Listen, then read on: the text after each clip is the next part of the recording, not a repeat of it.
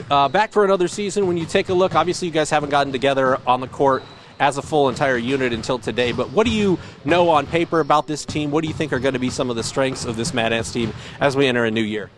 Well, right now, as you can tell, you can look at our roster. We have some veteran players, guys that have played in a Mad Ant uniform, and guys that have some NBA experience also. So whether that's call-ups or just having a couple of years in the NBA.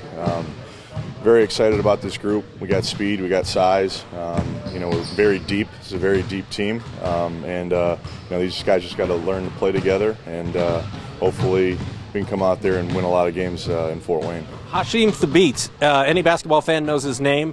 Obviously, he was a #2 pick in the NBA draft about a decade ago. What does he do when he's on the floor to maybe change the dynamic of the team? How can you guys utilize a player of his talent, of his size, going forward? Well, just like you said, his size should be a very good intimidating factor. He's got to be able to protect the rim for us on the defensive end, be an elite shot blocker. And then on the offensive end, battle on those boards, offensive rebounds. We shouldn't lose a rebound battle at all in any game, in any contest this year. So, he's got to be a threat for us inside. If we throw that ball to him in there, he's going to get us a bucket. When you look at DJ McCall, he's a local guy, a defense-first guy, Horizon League Defensive Player of the Year last year, kind of can play a lot of different positions. What does he have to do well to make this team? What is your impression of him, and how can he go about being a value to this Mad Ants team?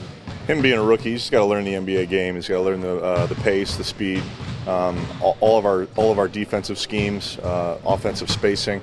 He's going to have to learn a lot in these couple days of training camp. But we obviously like his defensive ability to guard the ball, and hopefully that translates.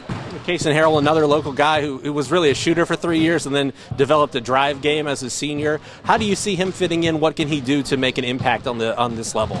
I'm really interested in seeing Harrell play. One of the things, from watching him at Purdue Fort Wayne over the last couple of years is just his ability just to make the right play.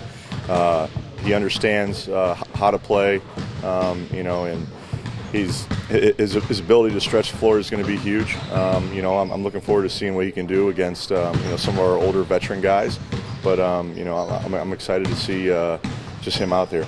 Brian Bowan is a guy who, a few years ago, if the rules were different, he might have been a guy that just went straight from high school to the NBA. How do you see him impacting what you guys do? He obviously had a pretty good summer, and you got to see him firsthand with the Pacers Summer League squad. Yeah, absolutely. Brian's, his length at the wing, his ability to get to the basket, move without the ball, is one of the strengths that I've seen him, do, and especially in the summer and throughout the Pacers training camp. So.